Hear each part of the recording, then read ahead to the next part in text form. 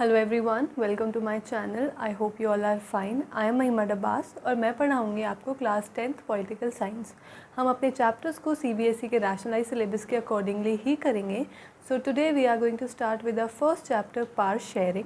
आज के वीडियो में हम पढ़ेंगे about Belgium and Sri Lanka, majoritarianism in Sri Lanka and accommodation in Belgium. So let's get started. First of all, definition of power sharing.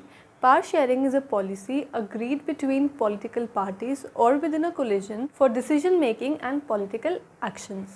हम अपने चैप्टर को दो कंट्रीज़ के एग्जाम्पल के साथ स्टार्ट करेंगे, बेल्जियम एंड श्रीलंका।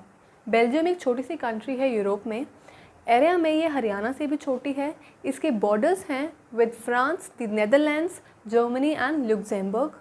इसकी पॉपुलेशन अराउंड 1 करोड़ हो गई, यानी हरियाणा के आधी। इसकी टोटल पॉपुलेशन में से 59% जो पॉपुलेशन है वो फ्लेमिश रीजन में रहती है और डच लैंग्वेज बोलती है। अनदर 40% पॉपुलेशन जो है वो वेलोनिया रीजन में रहती है और फ्रेंच लैंग्वेज बोलती है। और बाकी की जो रिमेनिंग 1% पॉपुलेशन है वो जर्मन स्पीकिंग है। बेल्जियम की कैपिटल है ब्रुसेल्स। ब्रुसेल्स में 80% लोग तो फ्रेंच स्पीकिंग हैं और 20% डच स्पीकिंग है। जो माइनॉरिटी यानी फ्रेंच स्पीकिंग कम्युनिटी है वो रिलेटिवली रिच और पावरफुल है डच स्पीकिंग कम्युनिटी से। और इसी बात की चिढ़ डच स्पीकिंग कम्युनिटी को है, क्योंकि जो भी इकोनॉमिक डेवलपमेंट्स आई थी बेल्जियम में या फिर एजुकेशन की जो अपॉर्चुनिटीज़ थी वो डच स्पीकिंग को लेट मिली as compared to French speaking community. और इसी रीज़न की वजह से दोनों कम्युनिटीज़ में 1950s और 1960s में टेंशन्स क्रिएट हो गई। ये टेंशन सबसे ज़्यादा कैपिटल सिटी ब्रुसेल्स में थी, क्योंकि ब्रुसेल्स में एक स्पेशल प्रॉब्लम थी।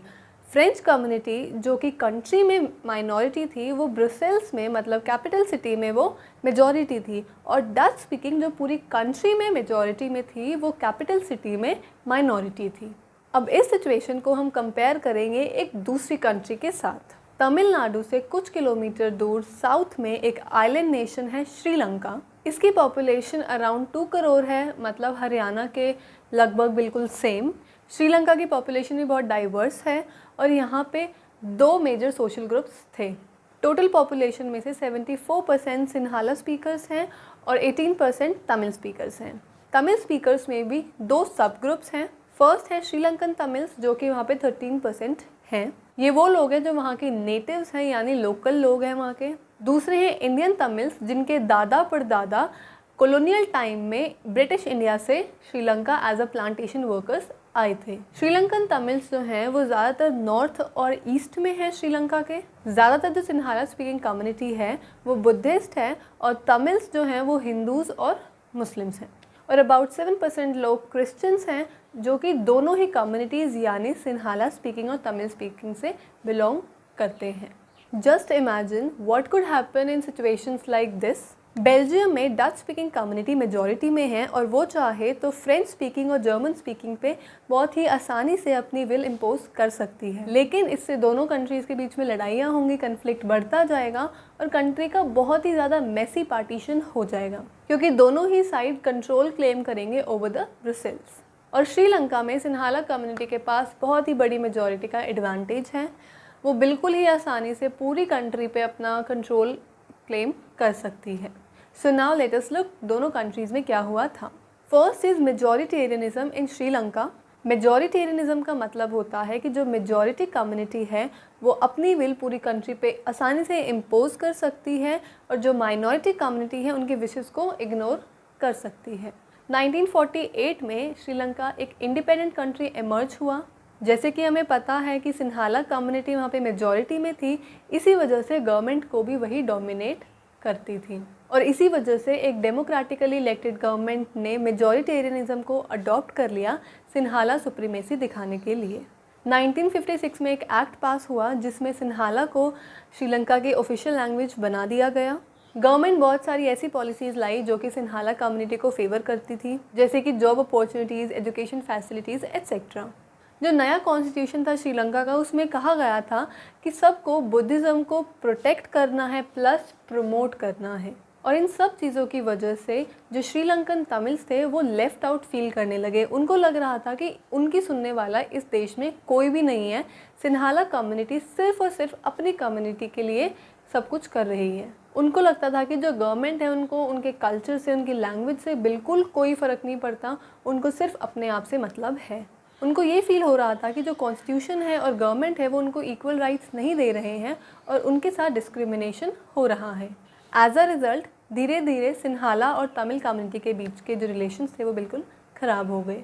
श्रीलंकन तमिल्स ने पार्टीज़ लॉन्च किए, अपनी स्ट्रगल्स किए, प्रोटेस्ट किए और गवर्नमेंट से डिमांड की कि एटलीस्ट जिस एरिया में, जिस रीजन में हम मेजॉरिटी में हैं वहाँ पे तो तमिल को ऑफिशियल लैंग्वेज बना दिया जाए। और उन्होंने डिमांड की कि हमें इक्वालिटी चाहिए, हमें इक्वल जॉब अपॉर्चुनिटीज़ चाहिए, एजुकेशन फैसिलिटीज़ चाहिए। लेकिन जो उनकी डिमांड थी वो गवर्नमेंट ने बिल्कुल इग्नोर कर दी। 1980s में बहुत सारी पॉलिटिकल ऑर्गेनाइजेशंस बनी जिन्होंने डिमांड की इंडिपेंडेंट तमिल एलएम की। एलएम का मतलब होता है स्टेट। उन्होंने कहा कि नॉर्दर्न और ईस्टर्न पार्ट जो है श्रीलंका का, वहाँ पे श्रीलंकन तमिल्स मेजॉरिटी में है, तो हमें वहाँ से अलग अलग स्टेट्स चाहिए। मतलब वो कंट्री का पार्टीशन करना चाहते थे। दोनों ही कम्युनिटीज़ को आपस में एक दूसरे पे भरोसा नहीं रहा और ये धीरे धीरे ये जो लड़ाई थी उनकी वो सिविल वॉर में चेंज हो गई। सिविल वॉर का मतलब होता है एक कंट्री के अंदर दो ग्रुप्स के बीच में लड़ाई चल रही है, लेकिन देखने वाले को ऐसा लग रहा है कि ये एक बहुत बड़ी वॉर है। और इस सिविल वॉर में दोनों ही कम्युनिटीज़ के हज़ारों लोग मारे गए, बहुत सारे लोगों के रोज़गार उनसे छिन गए। श्रीलंका का एक्सीलेंट रिकॉर्ड था इकोनॉमिक डेवलपमेंट, एजुकेशन और हेल्थ में, लेकिन सिविल वॉर के बाद श्रीलंका बहुत ही पीछे चला गया। Our next topic is accommodation in Belgium. Belgium के जो लीडर्स थे उन्होंने श्रीलंका के जो लीडर्स थे उनसे डिफरेंट रास्ता चुना अपनी कंट्री की प्रॉब्लम को सॉल्व करने के लिए। उन्होंने रिकॉग्नाइज़ किया कि उनकी कंट्री में कल्चरल और रीजनल डाइवर्सिटी है। 1970 से 1993 में उन्होंने अपने कॉन्स्टिट्यूशन को 4 बार अमेंड किया, जिससे कि वो ऐसी अरेंजमेंट ला सकें जिसमें सारी कम्युनिटीज़ एक साथ मिलके एक ही कंट्री में बिना लड़े रह सकें। और वो ऐसे रिफॉर्म्स अपनी कंट्री में लाना चाहते थे जो कि इनोवेटिव हों, प्लस किसी और कंट्री ने आज तक ऐसा ना किया हो। तो अब हम बेल्जियन मॉडल के कुछ एलिमेंट्स के बारे में पढ़ेंगे। फर्स्ट एलिमेंट था, कॉन्स्टिट्यूशन में ये लिखा गया कि सेंट्रल गवर्नमेंट में डच स्पीकिंग और फ्रेंच स्पीकिंग कम्युनिटी के जो मिनिस्टर्स हैं वो इक्वल होंगे, जिसकी वजह से कोई भी कम्युनिटी अपने फेवर में कोई भी लॉ नहीं बना पाएगी। सेकेंड एलिमेंट था कि बहुत सारी पावर्स जो सेंट्रल गवर्नमेंट की थी वो स्टेट गवर्नमेंट को दे दी गई और स्टेट गवर्नमेंट सेंट्रल गवर्नमेंट के सबऑर्डिनेट नहीं थे। थर्ड एलिमेंट था, कैपिटल सिटी ब्रुसेल्स की एक सेपरेट गवर्नमेंट होगी जिसमें दोनों ही कम्युनिटीज़ को इक्वल रिप्रेजेंटेटिव्स मिलेंगे और दोनों ही कम्युनिटीज़ ने इन डिसीजंस को बिल्कुल खुशी खुशी एक्सेप्ट कर लिया। नेक्स्ट एलिमेंट था कि स्टेट और सेंट्रल गवर्नमेंट के अलावा भी एक थर्ड काइंड की गवर्नमेंट उन्होंने बनाई, वो थी कम्युनिटी गवर्नमेंट। कम्युनिटी गवर्नमेंट के पास पावर थी cultural, educational and language related issues की। अब आपको लग रहा होगा कि बेल्जियन मॉडल कितना ज़्यादा कॉम्प्लिकेटेड है। वहाँ के लोगों के लिए भी वो नया था और बहुत ज़्यादा कॉम्प्लिकेटेड था, लेकिन अब तक इसी मॉडल की वजह से कोई भी वहाँ पे सिविल वॉर नहीं हुई, कोई लड़ाई नहीं हुई।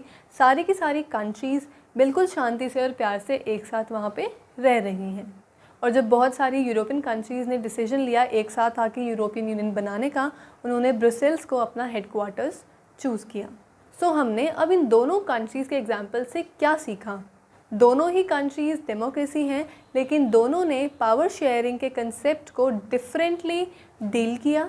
बेल्जियम के लीडर्स ने रियलाइज़ किया कि अगर कंट्री में यूनिटी नहीं होगी तो कंट्री का पार्टीशन होगा और लड़ाइयाँ चलती रहेंगी। तो उन्होंने एक यूनाइटेड कंट्री बनाने के लिए सबके इंटरेस्ट, सबकी लैंग्वेज को रिस्पेक्ट किया और सबको इक्वल अपॉर्चुनिटीज़ प्रोवाइड कराई। और इसी वजह से सारी कम्युनिटीज़ ने म्यूचुअली एक्सेप्ट कर लिया सारी अरेंजमेंट्स को। लेकिन श्रीलंका एक बहुत ही ज़्यादा कंट्रास्टिंग एग्जाम्पल शो करता है। श्रीलंका से हमने सीखा कि अगर एक मेजॉरिटी कम्युनिटी माइनॉरिटी कम्युनिटी पे अपनी विल इम्पोज कर रही है तो उस कंट्री में कभी भी कोई भी यूनिटी नहीं होगी। दैट्स इट, इस वीडियो में इतना ही। नेक्स्ट वीडियो में हम पढ़ेंगे why power sharing is desirable and forms of power sharing. अगर आपको मेरी वीडियो अच्छी लगी हो so please like, share and subscribe. Thank you and stay safe.